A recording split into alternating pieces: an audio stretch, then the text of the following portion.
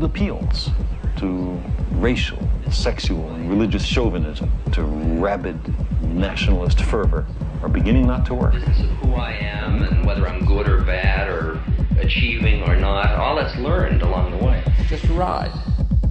And we can change it anytime we want. It's only a choice. No effort, no work, no job, no savings of money. I realized that I had the game wrong. That the game was to find out what I already was.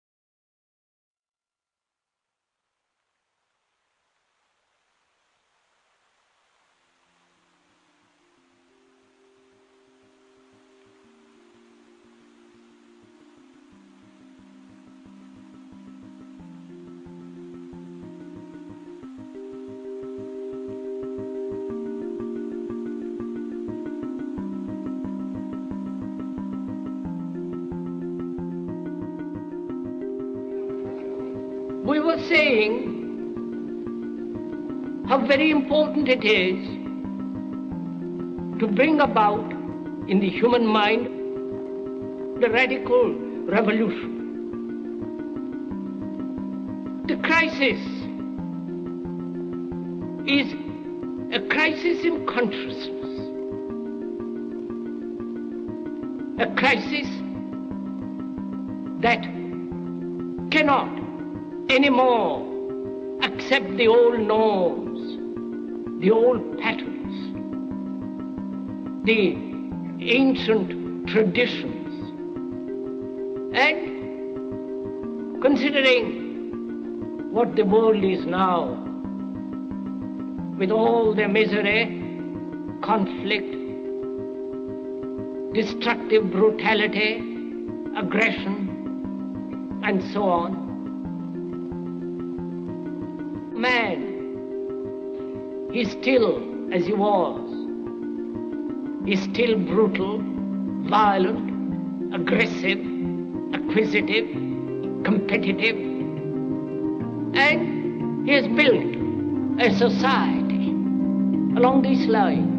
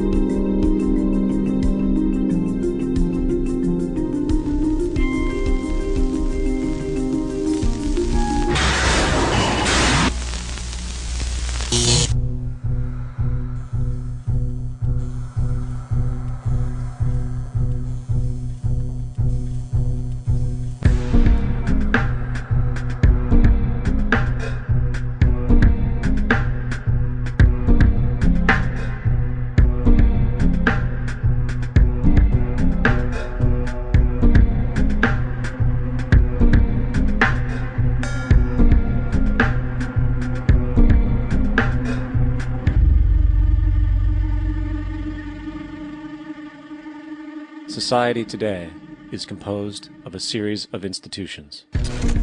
From political institutions, legal institutions, religious institutions, to institutions of social class, familial values, and occupational specialization. It is obvious the profound influence these traditionalized structures have in shaping our understandings and perspectives. Yet, of all the social institutions we are born into, directed by, and conditioned upon, there seems to be no system as taken for granted and misunderstood as the monetary system. Taking on nearly religious proportions, the established monetary institution exists as one of the most unquestioned forms of faith there is. How money is created, the policies by which it is governed, and how it truly affects society are unregistered interests of the great majority of the population.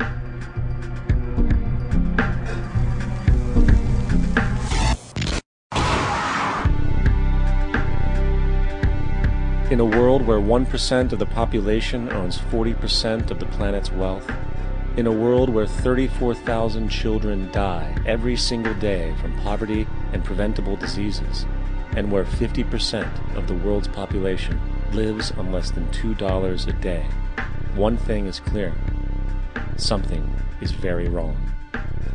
And whether we are aware of it or not, the lifeblood of all of our established institutions, and thus society itself, is money. Therefore, understanding this institution of monetary policy is critical to understanding why our lives are the way they are. Unfortunately, economics is often viewed with confusion and boredom. Endless streams of financial jargon coupled with intimidating mathematics quickly deters people from attempts at understanding it. However, the fact is, the complexity associated with the financial system is a mere mask, designed to conceal one of the most socially paralyzing structures humanity has ever endured.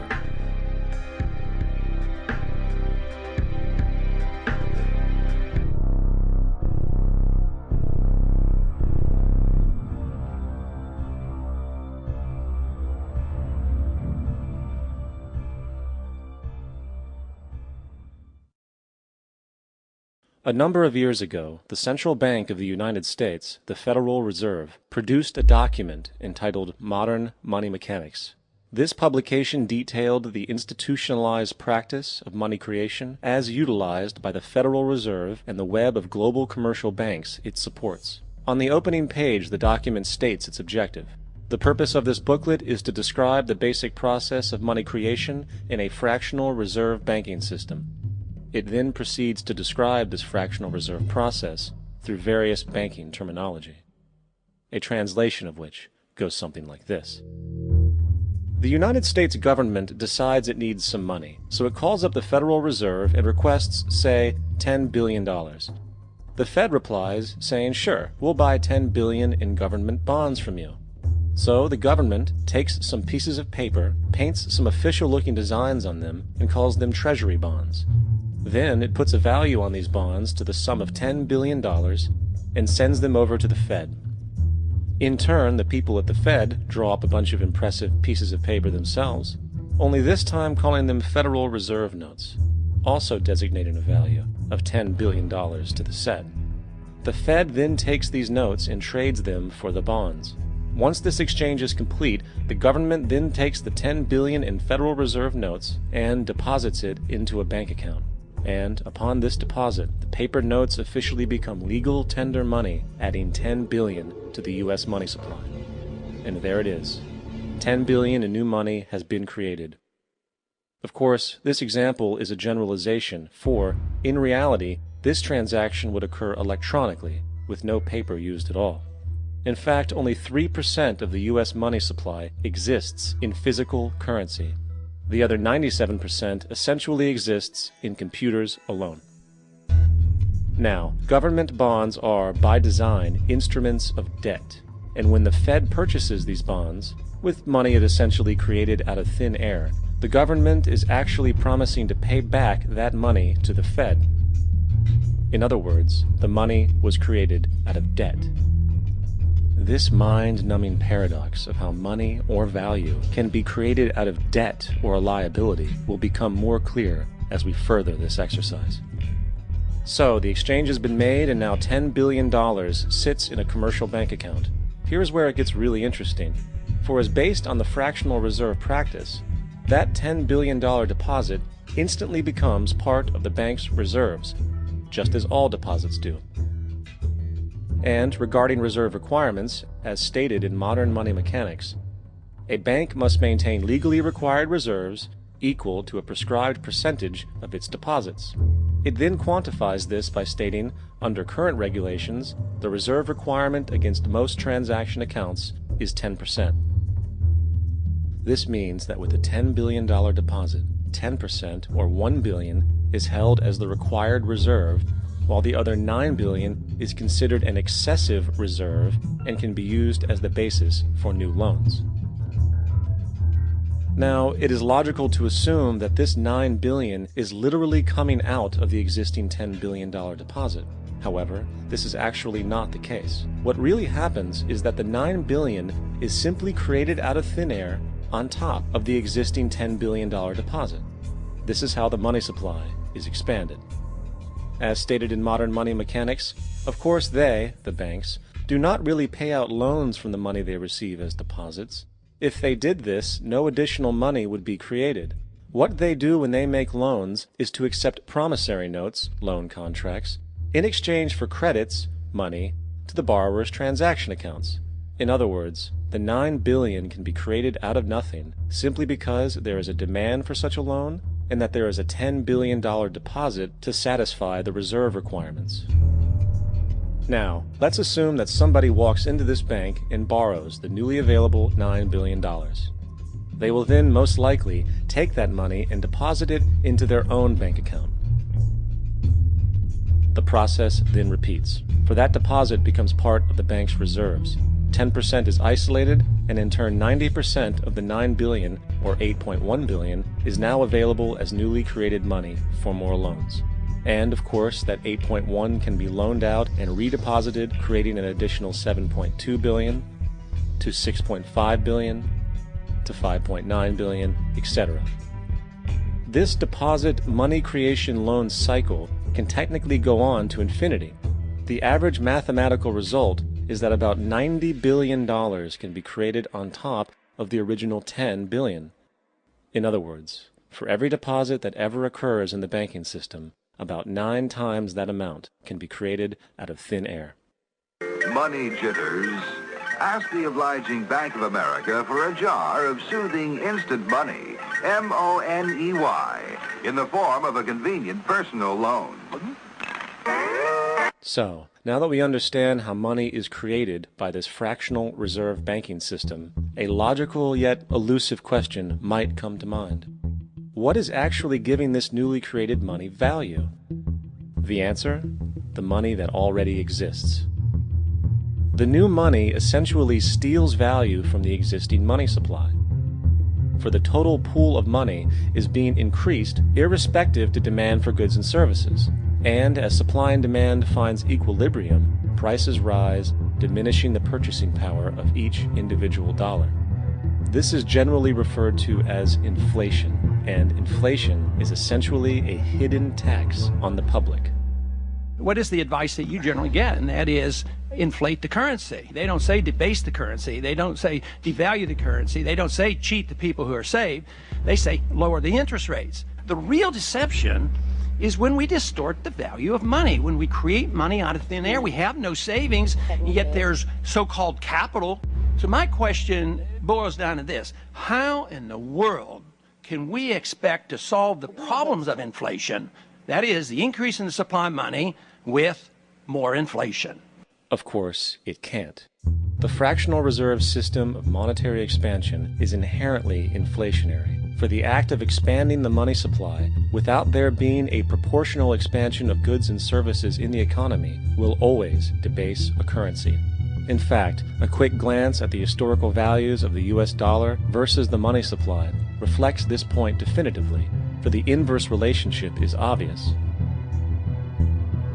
$1 in 1913 required $21.60 in 2007 to match value. That is a 96% devaluation since the Federal Reserve came into existence. Now, if this reality of inherent and perpetual inflation seems absurd and economically self-defeating, hold that thought, for absurdity is an understatement in regard to how our financial system really operates. For in our financial system, money is debt. And debt is money. Here is a chart of the U.S. money supply from 1950 to 2006. Here is a chart of the U.S. national debt for the same period. How interesting it is that the trends are virtually the same. For the more money there is, the more debt there is. The more debt there is, the more money there is. To put it a different way, every single dollar in your wallet is owed to somebody by somebody. For remember, the only way the money can come into existence is from loans. Therefore, if everyone in the country were able to pay off all debts, including the government, there would not be $1 in circulation.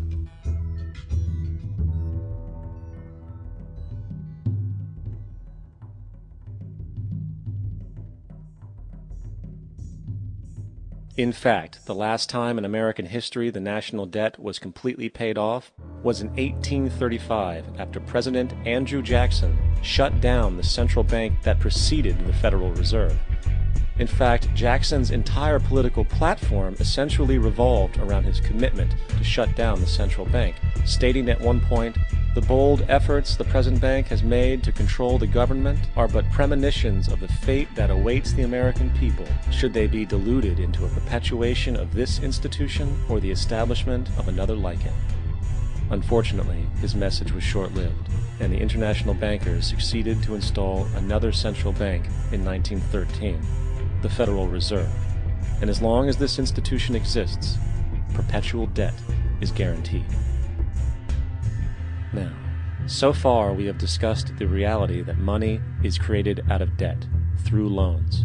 These loans are based on a bank's reserves, and reserves are derived from deposits. And through this fractional reserve system, any one deposit can create 9 times its original value, in turn debasing the existing money supply, raising prices in society. And since all this money is created out of debt and circulated randomly through commerce, people become detached from their original debt, and a disequilibrium exists, where people are forced to compete for labor in order to pull enough money out of the money supply to cover their costs of living. As dysfunctional and backwards as all of this might seem, there is still one thing we have omitted from this equation. And it is this element of the structure which reveals the truly fraudulent nature of the system itself: the application of interest. When the government borrows money from the Fed, or when a person borrows money from a bank, it almost always has to be paid back with accrued interest. In other words, almost every single dollar that exists must be eventually returned to a bank with interest paid as well. But if all money is borrowed from the central bank and is expanded by commercial banks through loans, only what would be referred to as the principal is being created in the money supply. So then, where is the money to cover all of the interest that is charged? Nowhere. It doesn't exist. The ramifications of this are staggering, for the amount of money owed back to the banks will always exceed the amount of money that is available in circulation. This is why inflation is a constant in the economy, for new money is always needed to help cover the perpetual deficit built into the system, caused by the need to pay the interest. What this also means is that mathematically, defaults and bankruptcy are literally built into the system, and there will always be poor pockets of society that get the short end of the stick. An analogy would be a game of musical chairs, for once the music stops, somebody is left out to dry. And that's the point. It invariably transfers true wealth from the individual to the banks. For if you are unable to pay for your mortgage, they will take your property. This is particularly enraging when you realize that not only is such a default inevitable due to the fractional reserve practice, but also because of the fact that the money that the bank loaned to you didn't even legally exist in the first place. In 1969, there was a Minnesota court case involving a man named Jerome Daly, who was challenging the foreclosure of his home by the bank which provided the loan to purchase it. His argument was that the mortgage contract required both parties, being he and the bank, each put up a legitimate form of property for the exchange. In legal language, this is called consideration.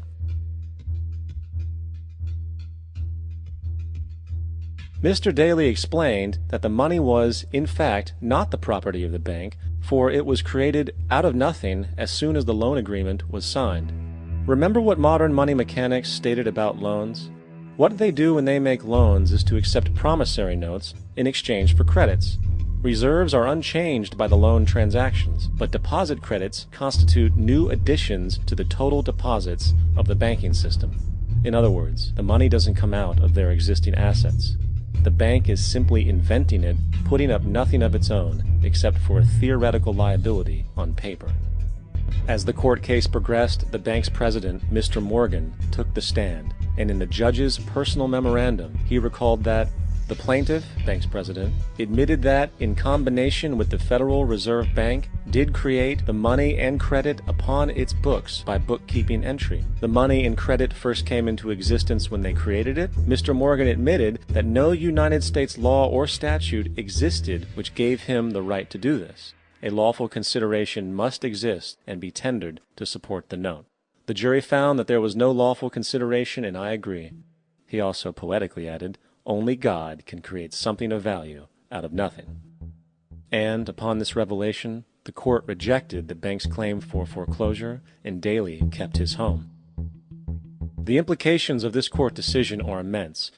For every time you borrow money from a bank, whether it is a mortgage loan or a credit card charge, the money given to you is not only counterfeit, it is an illegitimate form of consideration, and hence voids the contract to repay, for the bank never had the money as property to begin with. Unfortunately, such legal realizations are suppressed and ignored, and the game of perpetual wealth transfer and perpetual debt continues. And this brings us to the ultimate question: why? During the American Civil War, President Lincoln bypassed the high-interest loans offered by the European banks and decided to do what the Founding Fathers advocated, which was to create an independent and inherently debt-free currency. It was called the greenback. Shortly after this measure was taken, an internal document circulated between private British and American banking interests stated, "Slavery is but the owning of labor, and carries with it the care of laborers, while the European plan is that capital shall control labor by controlling wages. This can be done by controlling the money. It will not do to allow the greenback, as we cannot control that." The fractional reserve policy perpetrated by the Federal Reserve, which has spread in practice to the great majority of banks in the world, is, in fact, a system of modern slavery. Think about it. Money is created out of debt. And what do people do when they are in debt? They submit to employment to pay it off. But if money can only be created out of loans, how can society ever be debt-free? It can't. And that's the point.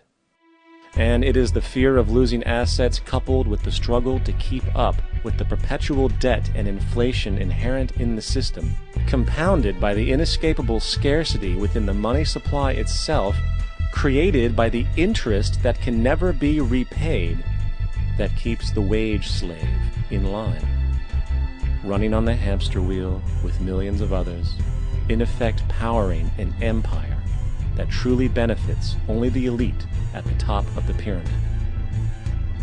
For, at the end of the day, who are you really working for? The banks. Money is created in a bank and invariably ends up in a bank. They are the true masters, along with the corporations and governments they support.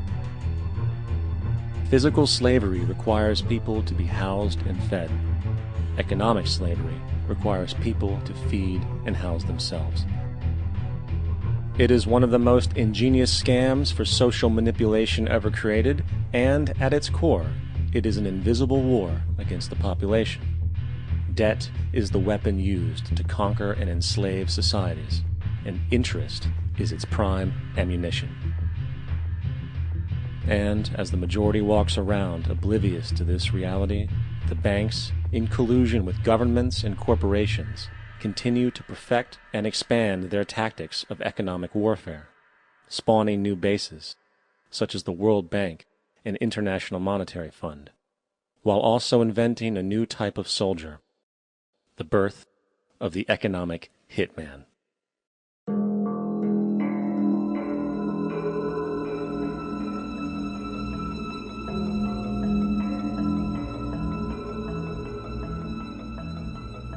We economic hitmen really have been the ones responsible for creating this first truly global empire. And we work many different ways.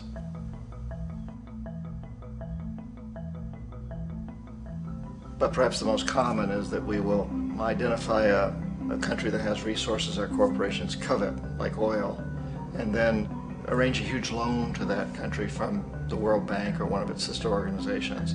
But the money never actually goes to the country. Instead, it goes to our big corporations to build infrastructure projects in that country, power plants, industrial parks, ports, things that benefit a few rich people in that country, in addition to our corporations, but really don't help the majority of the people at all. However, those people, the whole country is left holding a huge debt. It's such a big debt they can't repay it, and that's part of the plan, that they can't repay it. And so at some point, we economic hitmen go back to them and say, listen, you owe us a lot of money, can't pay your debts, so sell your oil real cheap to our oil companies. Allow us to build a military base in your country, or send troops in support of ours to someplace in the world like Iraq, or vote with us on the next UN vote.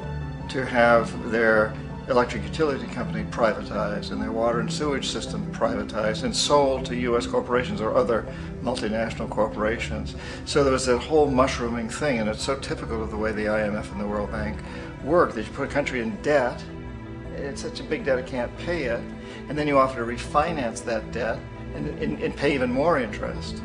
And you demand this quid pro quo, which you call a conditionality or good governance, which means basically that they've got to sell off their resources, including many of their social services, their utility companies, their school systems sometimes, their penal systems, their insurance systems, to foreign corporations.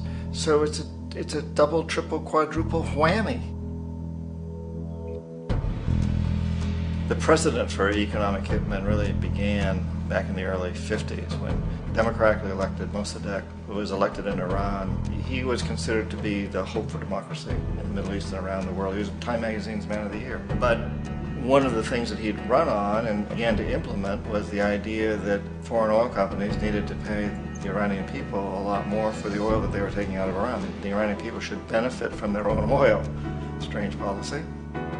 We didn't like that, of course. But we were afraid to do what we normally were doing, which was to send in the military. Instead, we sent in one CIA agent, Kermit Roosevelt, Teddy Roosevelt's relative. And Kermit went in with a few $1 million and was very, very effective and efficient. And in a short amount of time, he managed to get Mossadegh overthrown and brought in the Shah of Iran to replace him, who always was favorable to oil. And it was extremely effective. Mobs overflow Tehran. Army officers shout that Mossadegh has surrendered and his regime as virtual dictator of Iran is ended. Pictures of the Shah are paraded through the streets as sentiment reverses. The Shah is welcomed home. So back here in the United States, in Washington, people looked around and said, wow, that was easy and cheap. So this established a whole new way of manipulating countries, of creating empire. The only problem with Roosevelt was that he was a card-carrying CIA agent, and had he been caught, the ramifications could have been pretty serious. So very quickly at that point, the decision was made to use private consultants to channel the money through the World Bank or the IMF or one of the other such agencies, to bring in people like me who worked for private companies, so that if we got caught, there would be no governmental ramifications.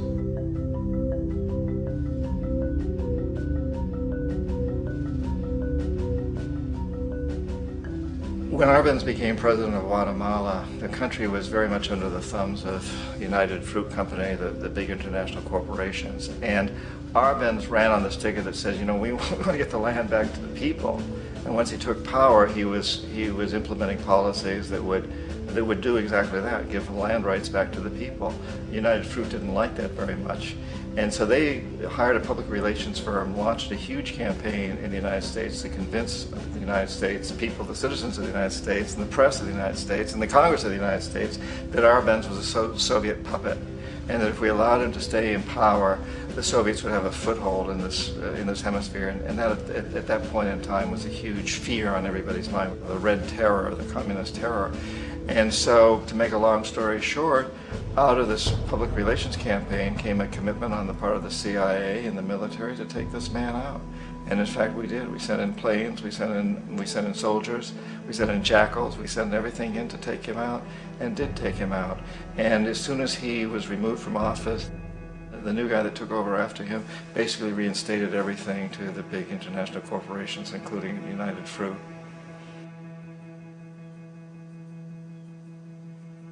Ecuador for many, many years had been ruled by pro-US dictators, often relatively brutal.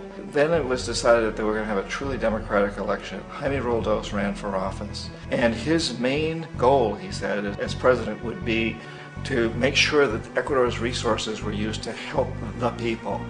And he won, overwhelming, by more votes than anybody had ever won anything in Ecuador. And he began to implement these policies to make sure that the profits from oil went to help the people. Well, we didn't like that in the United States. I was sent down as one of several economic hitmen to change Roldos, to corrupt him, to bring him around, to let him know, okay, you can get very rich, you and your family, if you play our game, but if you continue to try to keep these policies you've promised, you're going to go. He wouldn't listen. He was assassinated. As soon as the plane crashed, the whole area was cordoned off. The only people allowed in were U.S. military from a nearby base and some of the Ecuadorian military. When an investigation was launched, two of the key witnesses died in car accidents before they had a chance to testify. A lot of very, very strange things that went on around the assassination of Jaime Roldos. I, like most people who've really looked at this case, have absolutely no doubt that it was an assassination. And of course, in my position as an economic hitman, I was always expecting something to happen to Jaime, whether it be a coup or assassination, I wasn't sure, but that he would be taken down because he was not being corrupted. He would not allow himself to be corrupted the way we wanted to corrupt him.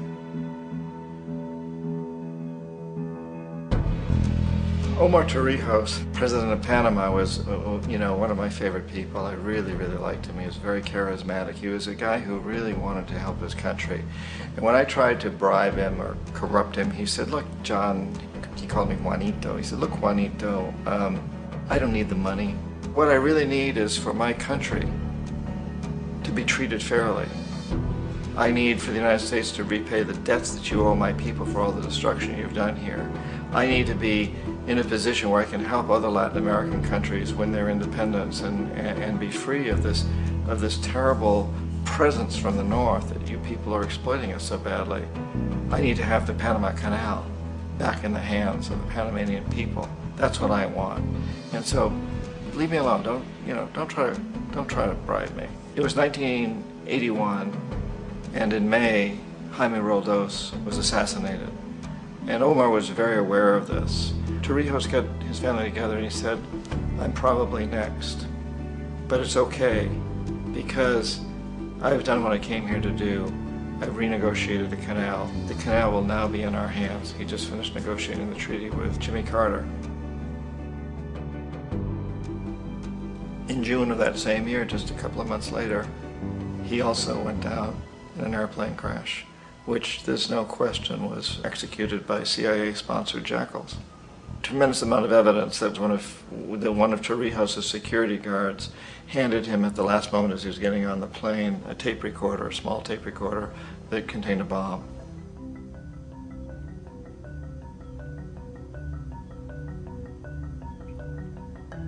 It is interesting to me how this system has continued pretty much the same way for years and years and years, except the economic hitmen have got better and better and better. Then we come up with, very recently, what happened in Venezuela. In 1998, Hugo Chavez gets elected president, following a long line of presidents who had been very corrupt and basically destroyed the economy of the country. And Chavez was elected amidst all that.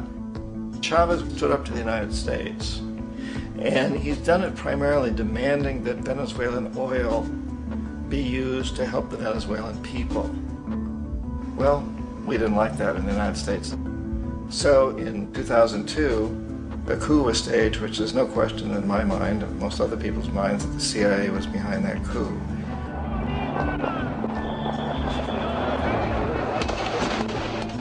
the way that that coup was fomented was very reflective of what Kermit Roosevelt had done in Iran, of paying people to go out into the streets, to riot, to protest, to say this Chavez is very unpopular. You know, if you can get a few thousand people to do that in television, can make it look like it's the whole country, and things start to mushroom.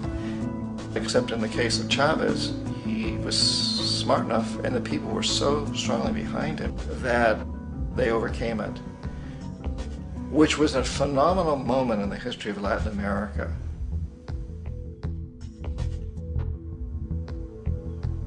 Iraq actually is a perfect example of the way the whole system works. So we economic hitmen are the first line of defense. We go in and we try to corrupt governments and get them to accept these huge loans, which we then use as leverage to basically own them. If we fail, as I failed in Panama with Omar Torrijos and in Ecuador with Jaime Roldos, men who refuse to be corrupted, then the second line of defense is we send in the jackals. And the jackals either overthrow governments or they assassinate. And once that happens and a new government comes in, and boy, it's going to toe the line because the new president knows what will happen if he doesn't. In the case of Iraq, both of those things failed. Economic hitmen were not able to get through to Saddam Hussein. We tried very hard. We tried to get him to accept a deal very similar to what the House of Saud had accepted in Saudi Arabia, but he wouldn't accept it. And so the jackals went in to take him out. They couldn't do it. His security was very good. After all, he had one time worked for the CIA. He'd been hired to assassinate a former president of Iraq and failed, but he knew the system. So in '91, we send in the troops and we take out the Iraqi military. So we assume at that point that Saddam Hussein is going to come around. We could have taken him out, of course, at that time, but we didn't want him. He's the kind of strong man we like. He controls his people. We thought he could control the Kurds and keep the Iranians in their border and keep pumping oil for us. And that once we took out his military, now he's going to come around. So the economic hitmen go back in the 90s without success. If they'd had success, he'd still be running the country. We'd be selling him all the fighter jets he wants and everything else he wants. But they couldn't, they didn't have success. The jackals couldn't take him out again, so we sent the military in once again, and this time we did the complete job and took him out, and in the process created for ourselves some very, very lucrative construction deals. We had to reconstruct a country that we'd essentially destroyed, which is a pretty good deal if you own construction companies, big ones. So, you know, Iraq shows the three stages. The economic hitmen failed there, the jackals failed there, and as a final measure, the military goes in. And in that way, we've really created an empire, but we've done it very, very subtly. It's clandestine. All the empires of the past were built on the military, and everybody knew they were building them. So the British knew they were building them, the French, the Germans, the Romans, the Greeks. And they were proud of it, and they always had some excuse like spreading civilization, spreading some religion, something like that. But they knew they were doing it. We don't. The majority of the people in the United States have no idea that we're living off the benefits of a clandestine empire, that today there's more slavery in the world than ever before. And then you have to ask yourself, well, if it's an empire, then who's the emperor? Obviously, our presidents of the United States are not emperors. An emperor is someone who's not elected, doesn't serve a limited term, and doesn't report to anyone, essentially. So you can't classify our presidents that way. But we do have what I consider to be the equivalent of the emperor, and it's what I call the corporatocracy. The corporatocracy is this group of individuals who run our biggest corporations, and they really act as the emperor of this empire. They control our media, either through direct ownership or advertising. They control most of our politicians because they finance their campaigns, either through their corporations or through personal contributions that come out of the corporations. They're not elected, they don't serve a limited term, they don't report to anybody. And at the very top of the corporatocracy, you really can't tell whether a person's working for a private corporation or the government because they're always moving back and forth. So, you know, you've got a guy who one moment is the president of a big construction company like Halliburton, and the next moment he's vice president of the United States, or the president who was in the oil business. And this is true whether you've got Democrats or Republicans in the office. You have them moving back and forth through the revolving door. And in a way, our government is invisible a lot of the time, and its policies are carried out by our corporations on one level or another.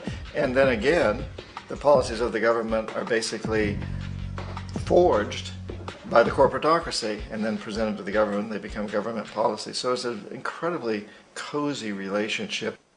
This isn't a conspiracy theory type of thing. These people don't have to get together and plot to do things.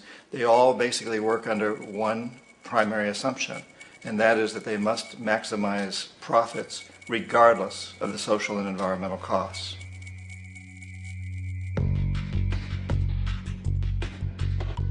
This process of manipulation by the corporatocracy through the use of debt, bribery, and political overthrow is called globalization. Just as the Federal Reserve keeps the American public in a position of indentured servitude through perpetual debt, inflation, and interest, the World Bank and IMF serve this role on a global scale. The basic scam is simple.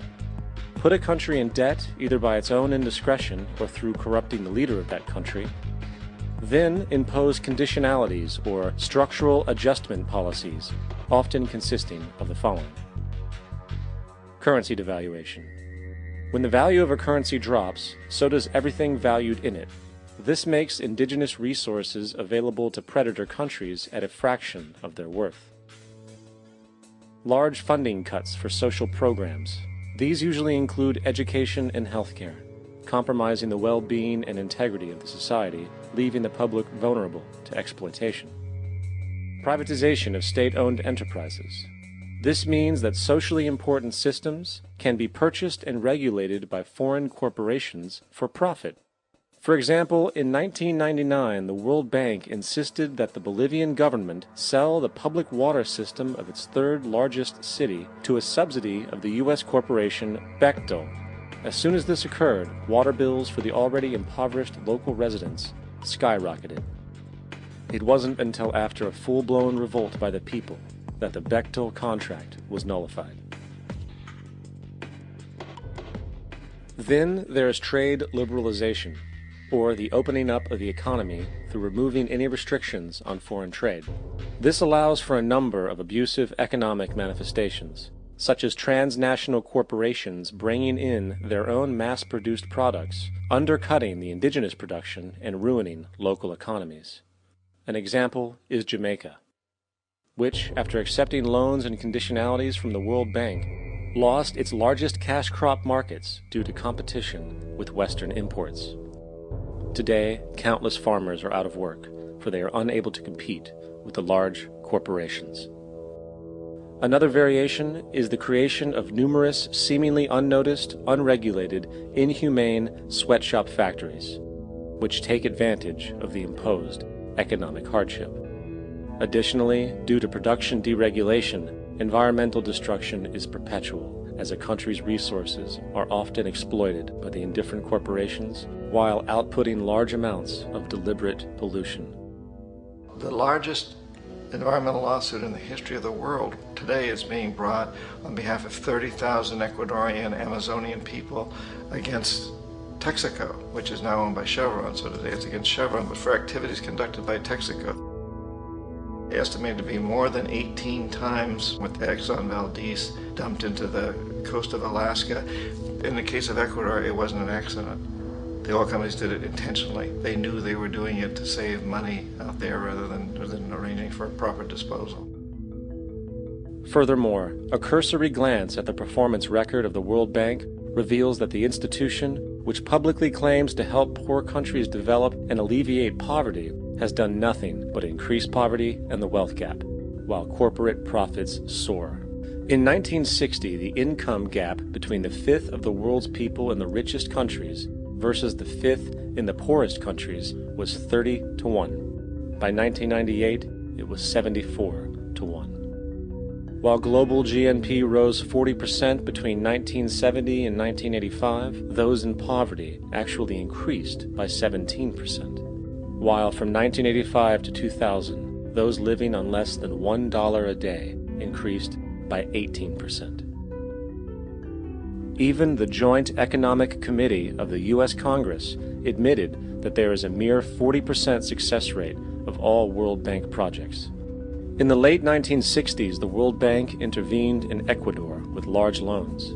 During the next 30 years, poverty grew from 50% to 70%. Under or unemployment grew from 15 to 70%. Public debt increased from 240 million to 16 billion, while the share of resources allocated to the poor went from 20% to 6%.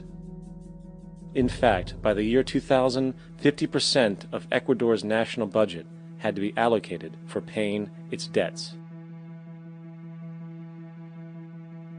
It is important to understand the World Bank is, in fact, a U.S. bank, supporting U.S. interests. For the United States holds veto power over decisions, as it is the largest provider of capital. And where did it get this money? You guessed it, it made it out of thin air through the fractional reserve banking system. Of the world's top 100 economies, as based on annual GDP, 51 are corporations, and 47 of that 51 are U.S.-based.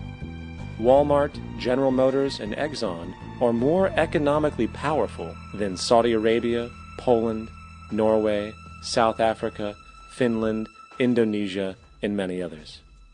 And, as protective trade barriers are broken down, currencies tossed together and manipulated in floating markets, and state economies overturned in favor of open competition and global capitalism, the empire expands. You get up on your little 21-inch screen and howl about America and democracy. There is no America. There is no democracy. There is only IBM and ITT and AT&T and DuPont, Dow, Union Carbide, and Exxon. Those are the nations of the world today. What do you think the Russians talk about in their councils of state? Karl Marx? They get out their linear programming charts, statistical decision theories, Minimax solutions, and compute the price-cost probabilities of their transactions and investments, just like we do. We no longer live in a world of nations and ideologies, Mr. Beale. The world is a college of corporations, inexorably determined by the immutable bylaws of business. The world is a business, Mr. Beale.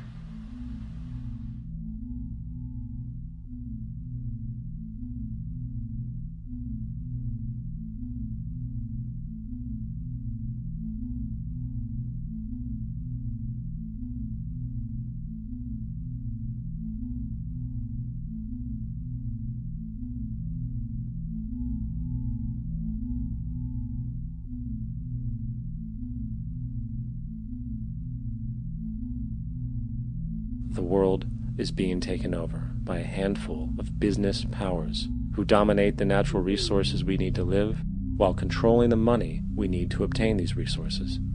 The end result will be world monopoly, based not on human life, but financial and corporate power. And as the inequality grows, naturally more and more people are becoming desperate. So the establishment was forced to come up with a new way to deal with anyone who challenges the system. So they gave birth to the terrorist. The term terrorist is an empty distinction, designed for any person or group who chooses to challenge the establishment. This isn't to be confused with the fictional Al-Qaeda, which was actually the name of a computer database for the US-supported Mujahideen in the 1980s.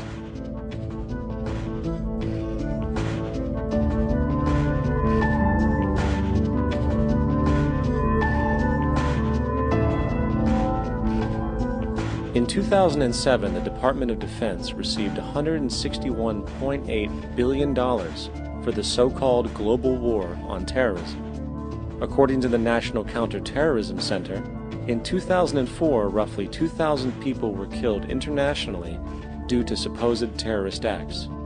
Of that number, 70 were American.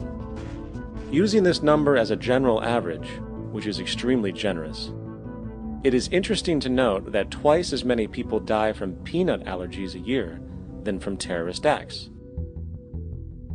Concurrently, the leading cause of death in America is coronary heart disease, killing roughly 450,000 each year. And in 2007, the government's allocation of funds for research on this issue was about $3 billion. This means that the U.S. government in 2007 spent 54 times the amount for preventing terrorism than it spent for preventing a disease which kills 6,600 times more people annually than terrorism does. Yet, as the name terrorism and Al-Qaeda are arbitrarily stamped on every news report relating to any action taken against U.S. interests, the myth grows wider. In mid-2008, the U.S. Attorney General actually proposed that the U.S. Congress officially declare war against the fantasy. Not to mention, as of July 2008, there are now over 1 million people currently on the U.S. terrorist watch list. These so-called counterterrorism measures, of course, have nothing to do with social protection, and everything to do with preserving the establishment amongst the growing anti-American sentiment both domestically and internationally, which is legitimately founded on the greed-based corporate empire expansion that is exploiting the world. The true terrorists of our world do not meet at the docks at midnight or scream Allah Akbar before some violent action. The true terrorists of our world wear $5,000 suits and work in the highest positions of finance, government, and business. So, what do? How do we stop a system of greed and corruption that has so much power and momentum? How do we stop this aberrant group behavior which feels no compassion for, say, the millions slaughtered in Iraq and Afghanistan, so the corporatocracy can control energy resources and opium production for Wall Street profit?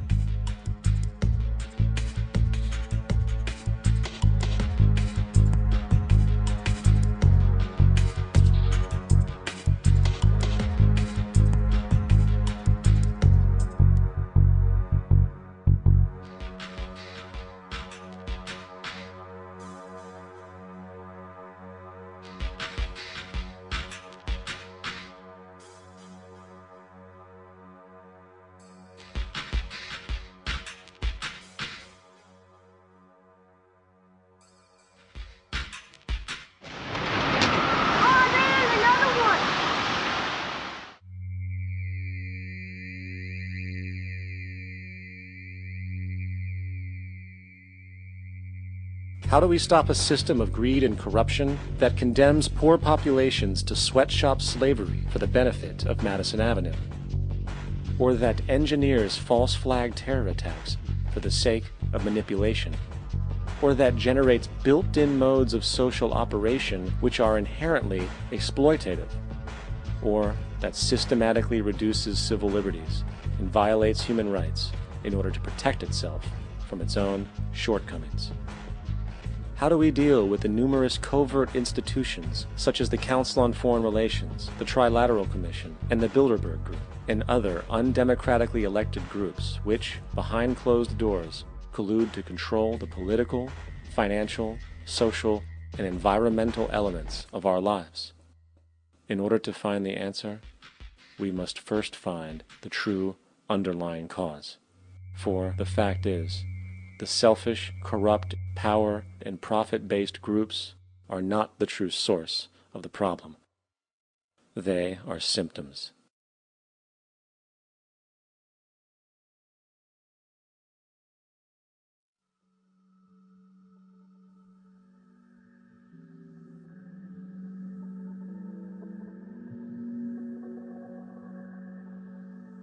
My name is Jock Fresco. I'm an industrial designer and a social engineer. I'm very much interested in society and developing a system that might be sustainable for all people. First of all, the word corruption is a monetary invention. That aberrant behavior that's disruptive to the well-being of people, Well, you're dealing with human behavior. And human behavior appears to be environmentally determined, meaning if you were raised by the Seminole Indians as a baby, never saw anything else, you'd hold that value system. And this goes for nations, it goes for individuals, for families. They try to indoctrinate their children to their particular faith and their country and make them feel like they're part of that. And they build a society which they call established. They establish a workable point of view and tend to perpetuate that, whereas all societies are really emergent, not established. And so they fight new ideas that would interfere with the establishment. Governments try to perpetuate that which keeps them in power. People are not elected to political office to change things. They're put there to keep things the way they are. So you see, the basis of corruption is in our society. Let me make it clear. All nations, then, are basically corrupt because they tend to uphold existing institutions. I don't mean to uphold or downgrade all nations, but communism, socialism, fascism, the free enterprise system, and all other subcultures are the same. They are all basically corrupt. The most fundamental characteristic of our social institutions is the necessity for self-preservation. Whether dealing with a corporation, a religion, or a government, the foremost interest is to preserve the institution itself. For instance, the last thing an oil company would ever want is the utilization of energy that was outside of its control, for it makes that company less relevant to society. Likewise, the Cold War and the collapse of the Soviet Union was, in reality, a way to preserve and perpetuate the established economic and global hegemony of the United States. Similarly, religions condition people to feel guilty for natural inclinations, each claiming to offer the only path to forgiveness and salvation. At the heart of this institutional self-preservation lies the monetary system, for it is money that provides the means for power and survival. Therefore, just as a poor person might be forced to steal in order to survive, it is a natural inclination to do whatever is needed to continue an institution's profitability. This makes it inherently difficult for profit-based institutions to change, for it puts in jeopardy not only the survival of large groups of people, but also the coveted materialistic lifestyles associated with affluence and power. Therefore, the paralyzing necessity to preserve an institution, regardless of its social relevance, is largely rooted in the need for money or profit.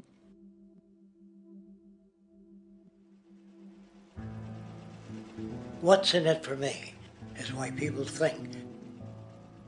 And so if a man makes money selling a certain product, naturally he's going to fight the existence of another product that may threaten his institution. Therefore, people cannot be fair, and people do not trust each other. A guy will come over to you and say, I got just the house you're looking for. He's a salesman. When a doctor says, I think your kidney has to come out, I don't know if he's trying to pay off a yacht or whether my kidney has to come out. It's hard in a monetary system to trust people. If you came into my store and I said, this lamp that I've got is pretty good, but the lamp next door is much better, I wouldn't be in business very long. It wouldn't work. If I were ethical, it wouldn't work. So when you say industry cares for people, that's not true. They can't afford to be ethical. So your system is not designed to serve the well-being of people. If you still don't understand that, there would be no outsourcing of jobs if they cared about people. Industry does not care. They only hire people because it hasn't been automated yet. So don't talk about decency and ethics. We cannot afford it and remain in business. It is important to point out that regardless of the social system, whether fascist, socialist, capitalist, or communist, the underlying mechanism is still money, labor, and competition. Communist China is no less capitalistic than the United States. The only difference is the degree by which the state intervenes in enterprise. The reality is that monetaryism, so to speak, is the true mechanism that guides the interests of all the countries on the planet. The most aggressive and hence dominant variation of this monetaryism is the free enterprise system. The fundamental perspective, as put forth by early free market economists like Adam Smith, is that self-interest in competition leads to social prosperity, as the act of competition creates incentive which motivates people to persevere. However, what isn't talked about is how a competition-based economy invariably leads to strategic corruption, power and wealth consolidation, social stratification, technological paralysis, labor abuse, and, ultimately, a covert form of government dictatorship by the rich elite. The word corruption is often defined as moral perversion. If a company dumps toxic waste into the ocean to save money, most people recognize this as corrupt behavior. On a more subtle level, when Walmart moves into a small town and forces small businesses to shut down for they are unable to compete, a gray area emerges. For what exactly is Walmart doing wrong? Why should they care about mom-and-pop organizations they destroy?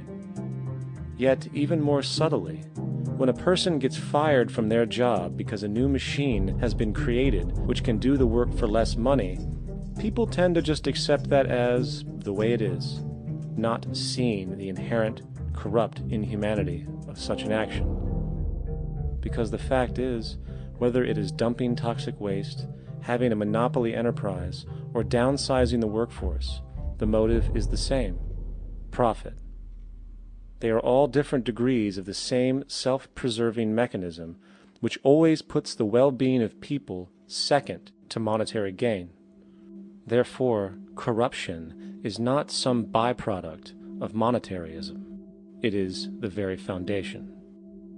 And while most people acknowledge this tendency on one level or another, the majority remains naive as to the broad ramifications of having such a selfish mechanism as the guiding mentality in society. Internal documents show that after this company positively, absolutely knew that they had a medication that was infected with the AIDS virus, they took the product off the market in the U.S. and then they dumped it in France, Europe, Asia, and Latin America. The U.S. government allowed it to happen. The FDA allowed this to happen. And now the government is completely looking the other way. Thousands of innocent hemophiliacs have died from the AIDS virus. This company knew absolutely that it was infected with AIDS. They dumped it because they wanted to turn this disaster into a profit. So you see, you have built-in corruption. We're all chiseling off each other, and you can't expect decency in that sort of thing. And feeling that, they don't know who to elect. They think in terms of a democracy, which is not possible in a monetary-based economy. If you have more money to advertise your position, the position you desire in government, that isn't a democracy. It serves those in positions of differential advantage. So it's always a dictatorship of the elitists, the financially wealthy.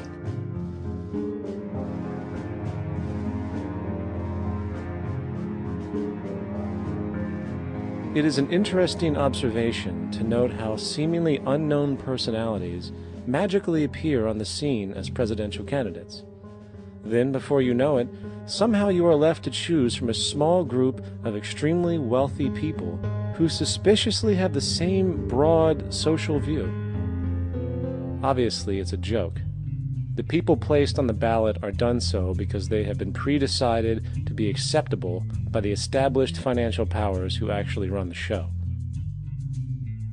Yet, many who understand this illusion of democracy often think, if only we could just get our honest, ethical politicians in power, then we would be okay. Well, while this idea, of course, seems reasonable in our established-oriented worldview, it is, unfortunately, another fallacy. For when it really comes down to what is actually important, the institution of politics, and thus politicians themselves, have absolutely no true relevance as to what makes our world and society function. It's not politicians that can solve problems. They have no technical capabilities. They don't know how to solve problems. Even if they were sincere, they don't know how to solve problems. It's the technicians that produce the desalination plants. It's the technicians that give you electricity, that give you motor vehicles, that heat your house and cool it in the summertime. It's technology that solves problems, not politics. Politics cannot solve problems because they're not trained to do so. Very few people today stop and consider what it is that actually improves their lives. Is it money? Obviously not. One cannot eat money or stuff money into their car to get it to run. Is it politics? All politicians can do is create laws, establish budgets, and declare war. Is it religion? Of course not. Religion creates nothing except intangible emotional solace for those who require it. The true gift that we as human beings have, which has been solely responsible for everything that has improved our lives, is technology. What is technology? Technology is a pencil which allows one to solidify ideas on paper for communication. Technology is an automobile which allows one to travel faster than feet would allow. Technology is a pair of eyeglasses which enables sight for those who need it. Applied technology itself is merely an extension of human attributes which reduces human effort, freeing humans from a particular chore or problem. Imagine what your life would be like today without a telephone, or an oven, or a computer, or an airplane. Everything in your home which you take for granted, from a doorbell to a table to a dishwasher, is technology generated from the creative, scientific ingenuity of human technicians, not money, politics, or religion. These are false institutions. And writing your congressman is fantastic. They tell you to write your congressman if you want something done. The men in Washington should be at the forefront of technology, the forefront of human studies, the forefront of crime, all the factors that shape human behavior. You don't have to write your congressman. What kind of people are they that are appointed to do that job? The future will have great difficulty.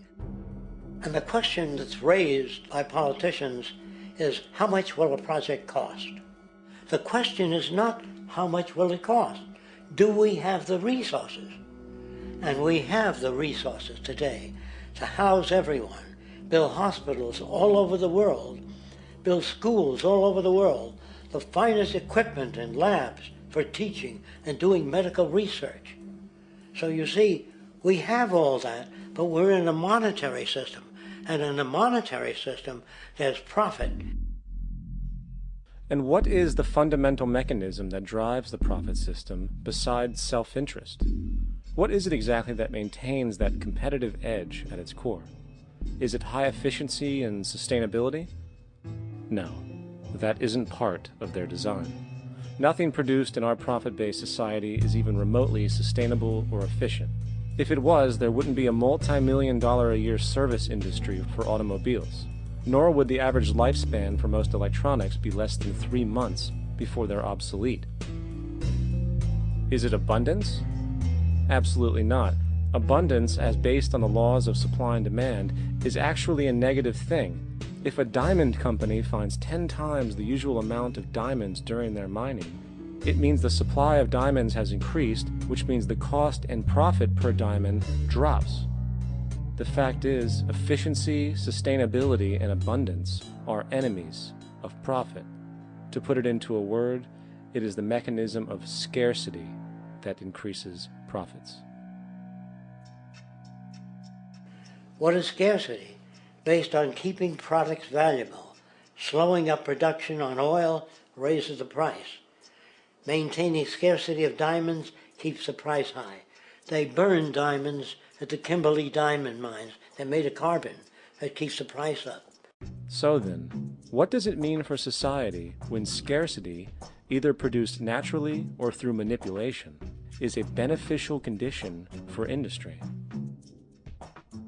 It means that sustainability and abundance will never ever occur in a profit system, for it simply goes against the very nature of the structure.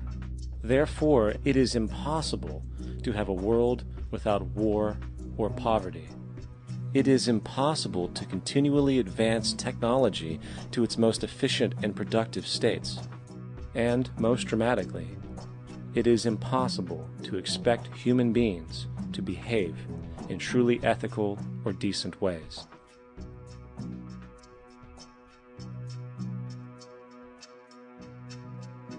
People use the word instinct because they can't account for the behavior. They sit back and they evaluate with their lack of knowledge, and they say things like, humans are built a certain way, greed is a natural thing, as though they've worked for years on it, and it's no more natural than wearing clothing. What we want to do is to eliminate the causes of the problems, eliminate the processes that produce greed and bigotry and prejudice and people taking advantage of one another and elitism, eliminating the need for prisons and welfare. We have always had these problems because we have always lived within scarcity and barter and monetary systems that produce scarcity. If you eradicate the conditions that generate what you call socially offensive behavior, it does not exist. The guy said, well, isn't that inborn? No, it's not. There is no human nature. There's human behavior, and that's always been changed throughout history. You're not born with bigotry and greed and corruption and hatred. You pick that up within the society. War, poverty, corruption, hunger, misery, human suffering will not change in a monetary system. That is, there'll be very little significant change. It's going to take the redesign of our culture, our values, and it has to be related to the carrying capacity of the earth, not some human opinion or some politician's notions of the way the world ought to be, or some religious notions of the conduct of human affairs. And that's what the Venus Project is about. The society that we're about to talk about is a society that is free of all the old superstitions, incarceration, prisons, police, cruelty, and law. All laws will disappear, and the professions will disappear that are no longer valid, such as stockbrokers, bankers, advertising, gone forever, because it's no longer relevant. When we understand that it is technology devised by human ingenuity which frees humanity and increases our quality of life, we then realize that the most important focus we can have is on the intelligent management of the Earth's resources. For it is from these natural resources we gain the materials to continue our path of prosperity. Understanding this, we then see that money fundamentally exists as a barrier to these resources, for virtually everything has a financial cost. And why do we need money to obtain these resources? Because of real or assumed scarcity. We don't usually pay for air and tap water because it is in such high abundance, selling it would be pointless. So then, logically speaking, if resources and technologies applicable to creating everything in our societies, such as houses, cities, and transportation, were in high enough abundance, there would be no reason to sell anything. Likewise, if automation and machinery was so technologically advanced as to relieve human beings of labor, there would be no reason to have a job. And with these social aspects taken care of, there would be no reason to have money at all. So the ultimate question remains: do we on Earth have enough resources and technological understanding to create a society of such abundance that everything we have now could be available without a price tag and without the need for submission through employment? Yes, we do. We have the resources and technology to enable this at a minimum, along with the ability to raise the standard of living so high that people in the future will look back at our civilization now and gawk at how primitive and immature our society was. What the Venus Project proposes is an entirely different system that's updated to present-day knowledge. We've never given scientists the problem of how do you design a society which would eliminate boring and monotonous jobs, that would eliminate accidents in transportation, that would enable people to have a high standard of living, that would eliminate poisons in our food, that would give us other sources of energy that are clean and efficient. We can do that out there.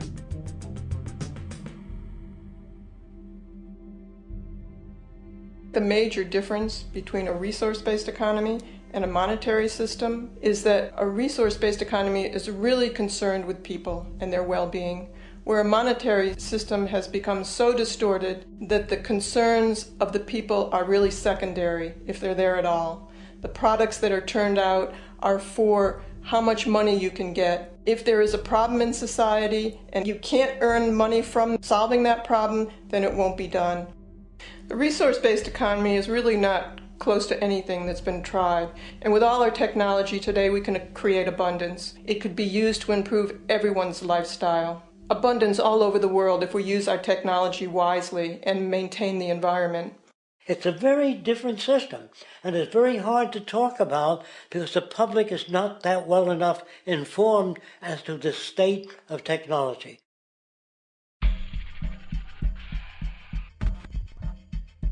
At present, we don't have to burn fossil fuels. We don't have to use anything that would contaminate the environment. There are many sources of energy available. Alternative energy solutions pushed by the establishment, such as hydrogen, biomass, and even nuclear, are highly insufficient, dangerous, and exist only to perpetuate the profit structure that industry has created. When we look beyond the propaganda and self-serving solutions put forth by the energy companies, we find a seemingly endless stream of clean, abundant, and renewable energy for generating power. Solar and wind energy are well known to the public, but the true potential of these mediums remains unexpressed. Solar energy, derived from the sun, has such abundance that 1 hour of light at high noon contains more energy than what the entire world consumes in a year. If we could capture 0.01% of this energy, the world would never have to use oil, gas, or anything else. The question then is not availability, but the technology to harness it. And there are many advanced mediums today which could accomplish just that, if they were not hindered by the need to compete for market share with the established energy power structures. Then there's wind energy. Wind energy has long been denounced as weak, and due to being location-driven, impractical. This is simply not true. The U.S. Department of Energy admitted in 2007 that if wind was fully harvested in just 3 of America's 50 states, it could power the entire nation. And then there are the rather unknown mediums of tidal and wave power. Tidal power is derived from tidal shifts in the ocean. Installing turbines which capture this movement generates energy. In the United Kingdom, 42 sites are currently noted as available, forecasting that 34% of all the UK's energy could come from tidal power alone. Wave power, which extracts energy from the surface motions of the ocean, is estimated to have a global potential of up to 80,000 terawatt-hours a year. This means 50% of the entire planet's energy usage could be produced from this medium alone. Now, it is important to point out that tidal, wave, solar, and wind power requires virtually no preliminary energy to harness, unlike coal, oil, gas, biomass, hydrogen, and all the others. In combination, these 4 mediums alone, if efficiently harnessed through technology, could power the world forever. That being said, there happens to be another form of clean, renewable energy which trumps them all: geothermal power. Geothermal energy utilizes what is called heat mining, which, through a simple process using water, is able to generate massive amounts of clean energy. In 2006, an MIT report on geothermal energy found that 13,000 zettajoules of power are currently available in the Earth, with the possibility of 2,000 zettajoules being easily tappable with improved technology. The total energy consumption of all the countries on the planet is about half of a zettajoule a year. This means about 4,000 years of planetary power could be harnessed in this medium alone. And when we understand that the Earth's heat generation is constantly renewed, this energy is really limitless and could be used forever. These energy sources are only a few of the clean, renewable mediums available, and as time goes on, we will find more. The grand realization is that we have total energy abundance without the need for pollution, traditional conservation, or in fact, a price tag. And what about transportation? The prevailing means of transportation in our societies is by automobile and aircraft, both of which predominantly need fossil fuels to run. In the case of the automobile, the battery technology needed to power an electric car that can go over 100 miles an hour for over 200 miles on one charge exists, and has existed for many years. However, due to battery patents controlled by the oil industry, which limits their availability to maintain market share, coupled with political pressure from the energy industry, the accessibility and affordability of this technology is limited. There is absolutely no reason other than pure, corrupt profit interest that every single vehicle in the world cannot be electric and utterly clean, with zero need for gasoline. As far as airplanes, it is time we realize that this means of travel is inefficient, cumbersome, slow, and causes far too much pollution. This is a maglev train. It uses magnets for propulsion. It is fully suspended by a magnetic field and requires less than 2% of the energy used for plane travel. The train has no wheels, so nothing can wear out. The current maximum speed of versions of this technology, as used in Japan, is 361 miles per hour. However, this version of the technology is very dated. An organization called ET3, which has connections with the Venus Project, has established a tube-based maglev that can travel up to 4,000 miles per hour in a motionless, frictionless tube, which can go over land or underwater. Imagine going from LA to New York for an extended lunch break, or from Washington, D.C. to Beijing, China in 2 hours. This is the future of continental and intercontinental travel, fast, clean, with only a fraction of the energy usage we use today for the same means. In fact, between maglev technology, advanced battery storage, and geothermal energy, there would be no reason to ever burn fossil fuels again. And we can do this now if we were not held back by the paralyzing profit structure. Now, America is inclined toward fascism. It has a propensity by its dominant philosophy and religion to uphold the fascist point of view. American industry is essentially a fascist institution. If you don't understand that, the minute you punch that time clock, you walk into a dictatorship. We're given notions about the respectability of work, and I really look at it as being paid slavery. They're brought up to believe that you shall earn your living by the sweat of your brow. That holds people back, freeing people from drudgery, repetitive jobs which make them ignorant. You rob them. In our society, that is a resource-based economy, machines free people. You see, we can't imagine that because we've never known that kind of world. If we look back at history, we see a very clear pattern of machine automation slowly replacing human labor. From the disappearance of the elevator man to the near full automation of an automobile production plant, the fact is, as technology grows, the need for humans in the workforce will continually be diminished. This creates a serious clash, which proves the falseness of the monetary-based labor system. For human employment is in direct competition with technological development. Therefore, given the fundamental priority of profit by industry, People, through time, will be continually laid off and replaced by machine. When industry takes on a machine, instead of shortening the workday, they downsize. You lose your job. So you have a right to fear machines.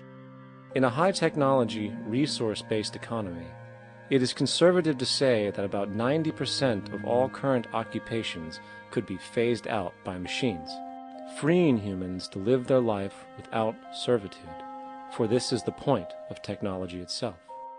And through time, with nanotechnology and other highly advanced forms of science, it is not far-fetched to see how even complex medical procedures are affected through financial deprivation. Therefore, laws themselves could eventually become extinct. Instead of putting up a sign, drive carefully, slippery when wet, put abrasive in the highway so it's not slippery when wet. And if a person gets in a car they're drunk and the car oscillates a great deal, there's a little pendulum that swings up and back and that'll pull the car over to the side. Not a law. Solution.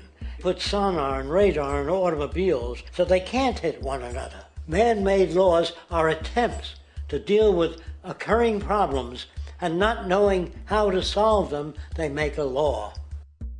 In the United States, the most privatized, capitalist country on the planet, it should come as no surprise that it also has the largest prison population in the world, growing every year. Statistically, most of these people are uneducated and come from poor, deprived societies. And, contrary to propaganda, it is this environmental conditioning which lures them into criminal and violent behavior. However, society looks the other way in regard to this point.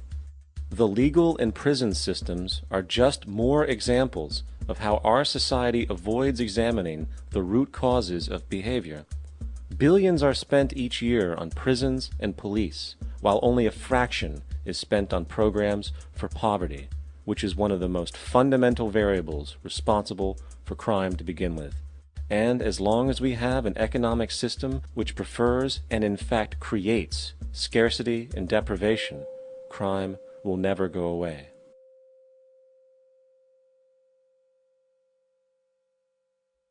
If people have access to the necessities of life without servitude, debt, barter, trade, they behave very differently. You want all these things available without a price tag. Now then, you gotta have a price tag. Well, what'll motivate people? Man gets everything he wants, he just lay around in the sun. This is the myth they perpetuate. People in our culture are trained to believe that the monetary system produces incentive. If they have access to things, why should they want to do anything? They will lose their incentive. That's what you're taught to support the monetary system. When you take money out of the scenario, there would be different incentives, very different incentives. When people have access to the necessities of life, their incentives change. What about the moon and the stars? New incentives arise. If you make a painting that you will enjoy giving it to other people, not selling it.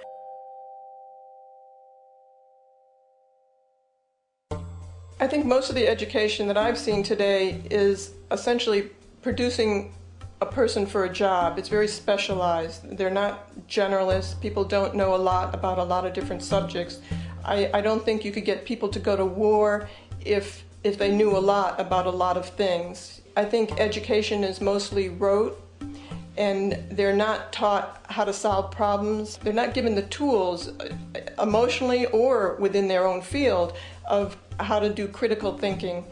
A resource-based economy, the education would be very different. Our society's major concern is mental development and to motivate each person to their highest potential. Because our philosophy is the smarter people are, the richer the world, because everybody becomes a contributor. The smarter your kids are, the better my life will be, because they'll be contributing more constructively to the environment and to my life, because everything that we devise within a resource-based economy would be applied to society. There would be nothing to hold it back. Patriotism, weapons, armies, navies, all that is a sign that we're not civilized yet. Kids will ask their parents, didn't you see the necessity of the machines? Dad, couldn't you see that war was inevitable when you produce scarcity? Isn't it obvious? Of course the kid will understand that you were pinheads, raised merely to serve the established institutions. We're such an abominable, sick society that we won't make the history book. They just say that large nations took land from smaller nations, used force and violence. You'll get history talked about as corrupt behavior all the way along until the beginning of the civilized world. That's when all the nations work together. World unification, working toward common good for all human beings, and without anyone being subservient to anyone else, without social stratification, whether it be technical elitism or any other kind of elitism, eradicated from the face of the earth. The state does nothing because there is no state. There is no state. The system I advocate, a resource-based global economy, is not perfect. It's just a lot better than what we have. We can never achieve perfection.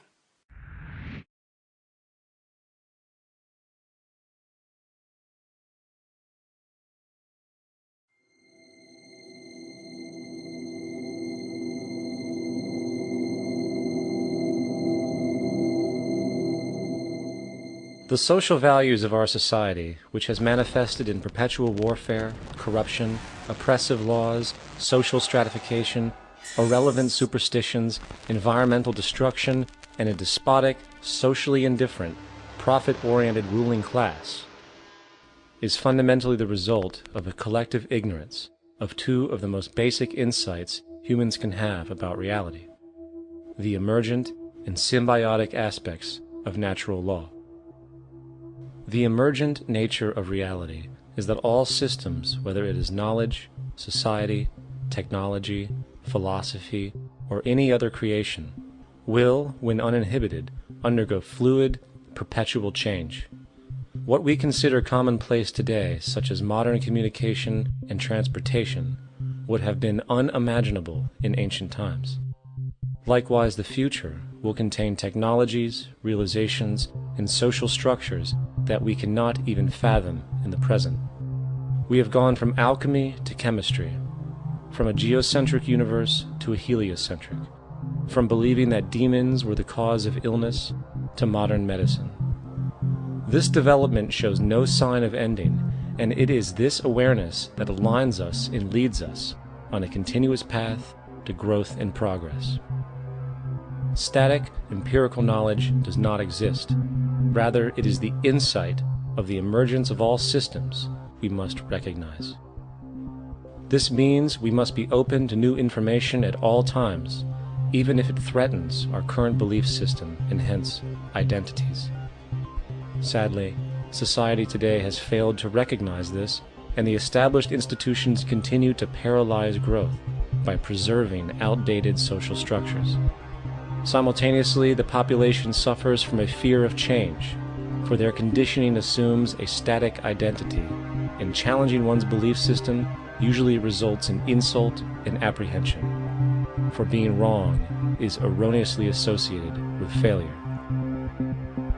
when, in fact, to be proven wrong should be celebrated, for it is elevating someone to a new level of understanding, furthering awareness. The fact is, there is no such thing as a smart human being, for it is merely a matter of time before their ideas are updated, changed, or eradicated. And this tendency to blindly hold on to a belief system, sheltering it from new, possibly transforming information, is nothing less than a form of intellectual materialism. The monetary system perpetuates this materialism not only by its self-preserving structures, but also through the countless number of people who have been conditioned into blindly and thoughtlessly upholding these structures, therefore becoming self-appointed guardians of the status quo. Sheep, which no longer need a sheepdog to control them, for they control each other by ostracizing those who step out of the norm. This tendency to resist change and uphold existing institutions for the sake of identity, comfort, power, and profit is completely unsustainable and will only produce further imbalance, fragmentation, distortion, and invariably, destruction. It's time to change. From hunters and gatherers to the agricultural revolution to the industrial revolution, the pattern is clear. It is time for a new social system which reflects the understandings we have today. The monetary system is a product of a period of time where scarcity was a reality. Now, with the age of technology, it is no longer relevant to society. Gone with the aberrant behavior it manifests. Likewise, dominant worldviews, such as theistic religion, operate with the same social irrelevancy. Islam, Christianity, Judaism, Hinduism, and all of the others exist as barriers to personal and social growth, for each group perpetuates a closed worldview, and this finite understanding that they acknowledge is simply not possible in an emergent universe. Yet, religion has succeeded in shutting down the awareness of this emergence by instilling the psychological distortion of faith upon its followers, where logic and new information is rejected in favor of traditionalized, outdated beliefs. The concept of God is really a method of accounting for the nature of things.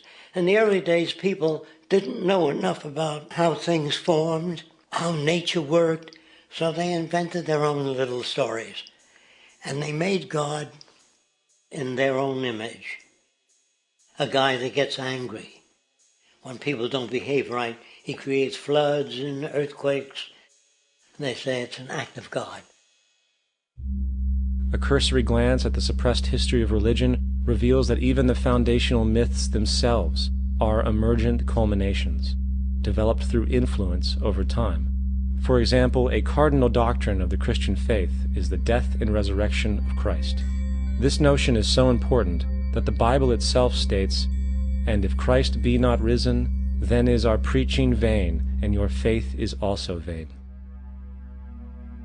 Yet it is very difficult to take this account literally, for not only is there no primary source denoting this supernatural event in secular history, awareness of the enormous number of pre-Christian saviors who also died and were resurrected immediately puts the story in mythological territory by association.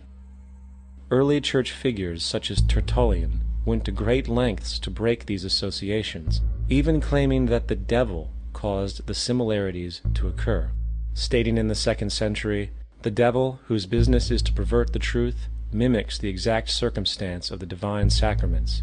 He baptizes his believers and promises forgiveness of sins. He celebrates the oblation of bread and brings in the symbol of the resurrection. Let us therefore acknowledge the craftiness of the devil, who copied certain things of those that be divine." What is truly sad, however, is that when we cease the idea that the stories from Christianity, Judaism, Islam, and all the others are literal history, and accept them for what they really are, which are purely allegorical expressions derived from many faiths, we see that all religions share a common thread, and it is this unifying imperative that needs to be recognized and appreciated. Religious belief has caused more fragmentation and conflict than any other ideology. Christianity alone has 34,000 different subgroups. The Bible is subject to interpretation. When you read it, you say, "I think Jesus meant this. I think Job meant that. Oh no, he meant this." So you have the Lutheran, the Seventh-day Adventist, the Catholic, and a church divided is no church at all. And a church divided is no church at all. And this point on division, which is a trademark of all theistic religions, brings us to our second failure of awareness, the false assumption of separation through the rejection of the symbiotic relationship of life. Apart from the understanding that all natural systems are emergent, where all notions of reality will be constantly developed, altered, and even eradicated, we must also understand that all systems are, in fact, invented fragments, merely for the sake of conversation. For there is no such thing as independence in nature. The whole of nature is a unified system of interdependent variables, each a cause and a reaction, existing only as a concentrated whole. You don't see the plug connected to the environment, so it looks like we're free, wandering around. Take the oxygen away, we all die immediately. Take plant life away, we die. And without the sun, all the plants die. So we are connected. We really must take into account the totality. This isn't just a human experience on this planet. This is a total experience. And we know we can't survive without plants and animals. We know we can't survive without the four elements, you know. And so when are we going to really start taking that into account? That's what it is to be successful. Success depends on how well we relate to everything around us. I'm very aware of the fact that my grandson cannot possibly hope to inherit a sustainable, peaceful, stable, socially just world unless every child today growing up in Ethiopia, in Indonesia, in Bolivia, in Palestine, in Israel also has that same expectation. You got to take care of the whole community or you're going to have serious problems. And now we have to see that the whole world is the community and we must all take care of each other that way. And it's not just a community of human beings. It's a community of plants and animals and elements.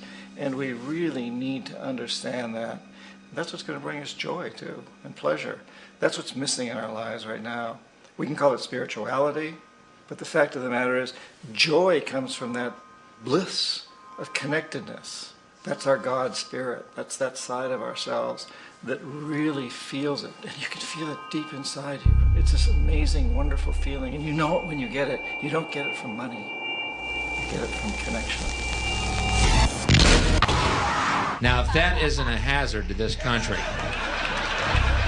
how are we going to keep building nuclear weapons? You know what I mean?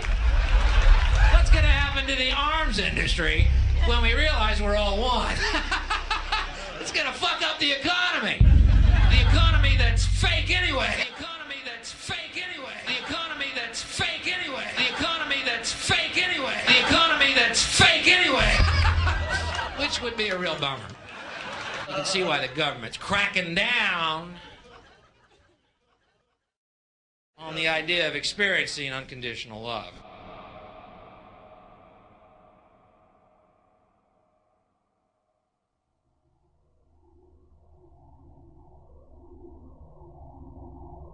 Once we understand that the integrity of our personal existences are completely dependent on the integrity of everything else in our world, we have truly understood the meaning of unconditional love.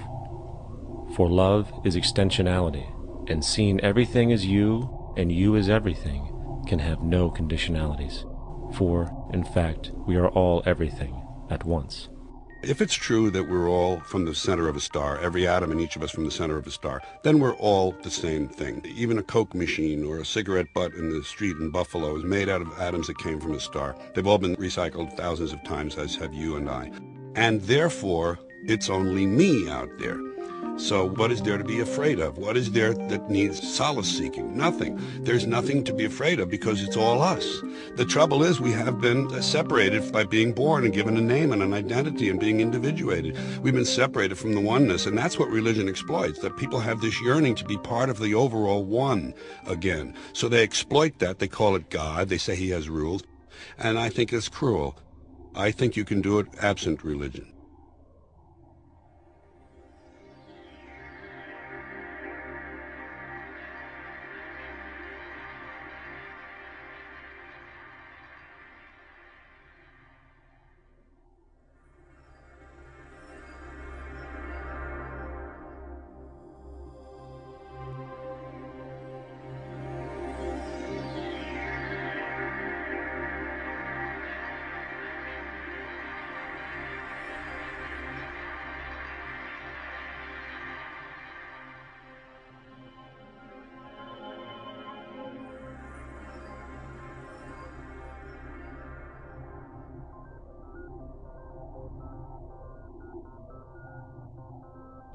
It's time to claim the unity our outmoded social systems have broken apart, and work together to create a sustainable global society where everyone is taken care of and everyone is truly free.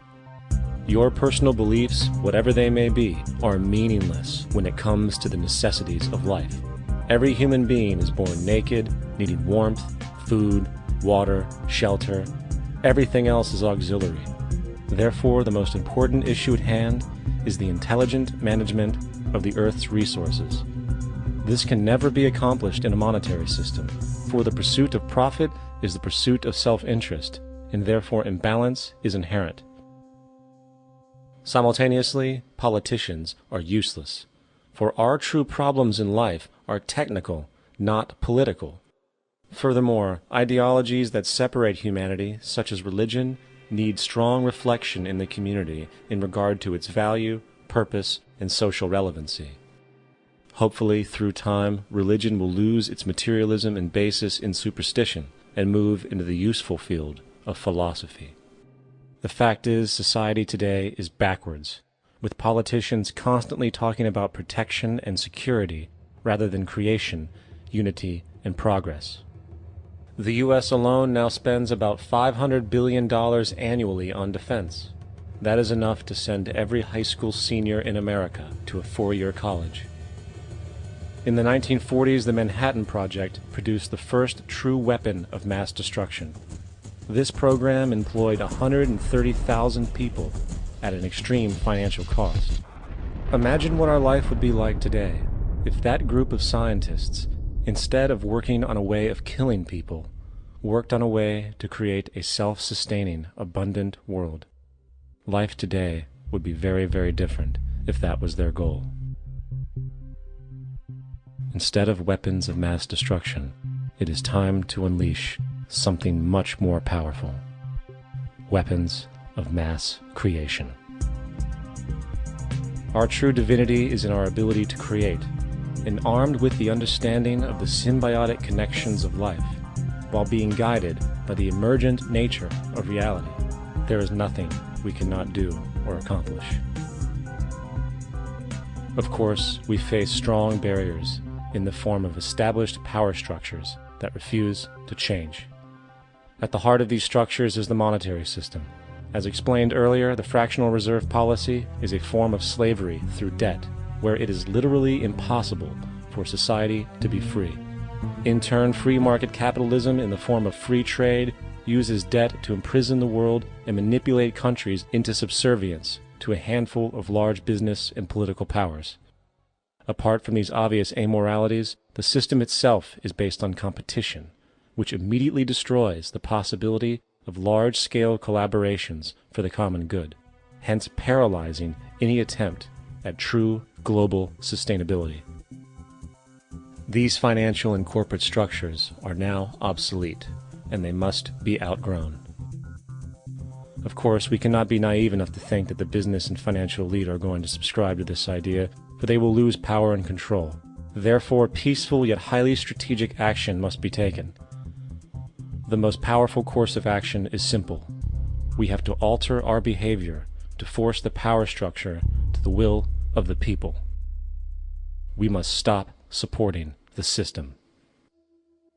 The only way the establishment will change is by our refusal to participate, while continuously acknowledging its endless flaws and corruptions. They're not going to give up the monetary system because of our designs or what we recommend. The system has to fail, and people have to lose confidence in their elected leaders. That will be a major turning point if the Venus Project is offered as a possible alternative. If not, I fear the consequences. The trends now indicate that our country is going bankrupt. The probability is our country will move toward a military dictatorship to prevent riots and complete social breakdown. Once the U.S. breaks down, all the other cultures will undergo similar things. As of now, the world financial system is on the brink of collapse due to its own shortcomings. The Comptroller of Currency stated in 2003 that the interest on the U.S. national debt will not be affordable in less than 10 years. This theoretically means total bankruptcy for the U.S. economy, and its implications for the world are immense. In turn, the fractional reserve-based monetary system is reaching its theoretical limits of expansion, and the banking failures you are seeing are just the beginning. This is why inflation is skyrocketing, all debt is at record levels, and the government and Fed are hemorrhaging new money to bail out the corrupt system. For the only way to keep the banks going is by making more money. The only way to make more money is to create more debt and inflation. It is simply a matter of time before the tables turn, and there is no one willing to take new loans, while defaults grow, as people are unable to afford their current loans. Then the expansion of money will stop, and contraction will begin on a scale never before seen, ending a century-long pyramid scheme. This has already begun. Therefore, we need to expose this financial failure for what it is, using this weakness to our advantage. Here are some suggestions. Expose the banking fraud. Citibank, JP Morgan Chase, and Bank of America are the most powerful controllers within the corrupt Federal Reserve System. It's time to boycott these institutions. If you have a bank account or a credit card with any of them, move your money to another bank. If you have a mortgage, refinance with another bank. If you own their stock, sell it. If you work for them, quit. This gesture will express contempt for the true powers behind the private banking cartel known as the Federal Reserve, and create awareness about the fraud of the banking system itself. 2. Turn off the TV news. Visit the emerging independent news agencies on the internet for your information. CNN, NBC, ABC, Fox, and all the others present all news pre-filtered to maintain the status quo. With 4 corporations owning all major media outlets, objective information is impossible. This is the true beauty of the internet, and the establishment has been losing control because of this free flow of information. We must protect the internet at all times, as it is truly our savior right now. 3. Don't ever allow yourself, your family, or anyone you know to ever join the military. This is an obsolete institution now used exclusively for maintaining an establishment that is no longer relevant. U.S. soldiers in Iraq work for U.S. corporations, not the people. Propaganda forces us to believe that war is natural and the military is an honorable institution. Well, if war is natural, why are there 18 suicides every single day by American veterans who have post-traumatic stress disorder? If our military men and women are so honored, why is it that 25% of the American homeless population are veterans? 4. Stop supporting the energy companies. If you live in a detached house, get off the grid. Investigate every means of making your home self-sustainable with clean energy. Solar, wind, and other renewable energies are now affordable consumer realities, and considering the never-ending rising cost of traditional energies, it will likely be a cheaper investment over time. If you drive, get the smallest car you can, and consider using one of the many conversion technologies that can enable your car to be a hybrid, electric, or run on anything other than establishment fuels. 5. Reject the political system. The illusion of democracy is an insult to our intelligence. In a monetary system, there is no such thing as a true democracy, and there never was. We have 2 political parties owned by the same set of corporate lobbyists. They are placed in their positions by the corporations, with popularity artificially projected by their media. In a system of inherent corruption, the change of personnel every couple of years has very little relevance. Instead of pretending that the political game has any true meaning, focus your energy on how to transcend this failed system. And 6. Join the movement. Go to thezeitgeistmovement.com and help us create the largest mass movement for social change the world has ever seen. We must mobilize and educate everyone about the inherent corruption of our current world system, along with the only true sustainable solution: declaring all the natural resources on the planet as common heritage to all people, while informing everyone as to the true state of technology and how we can all be free if the world works together rather than fights.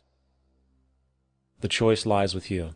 You can continue to be a slave to the financial system and watch the continuous wars, depressions, and injustice across the globe while placating yourself with vain entertainment and materialistic garbage. Or you can focus your energy on true, meaningful, lasting, holistic change, which actually has the realistic ability to support and free all humans with no one left behind. But, in the end, the most relevant change must occur first inside of you. The real revolution is the revolution of consciousness, and each one of us first needs to eliminate the divisionary, materialistic noise we have been conditioned to think is true, while discovering, amplifying, and aligning with the signal coming from our true empirical oneness. It is up to you. What we are trying in all these discussions and talks here is to see if we cannot radically bring about a transformation of the mind. Not accept things as they are, but to understand it, to go into it, to examine it, give your heart and your mind with everything that you have to find out a way of living differently.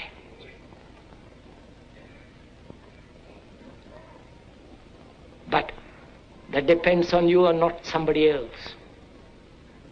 Because in this there is no teacher, no pupil, there is no leader, there is no guru, there is no master, no savior. You yourself are the teacher and the pupil, you are the master, you are the guru, you are the leader. You are everything. And to understand is to transform what is.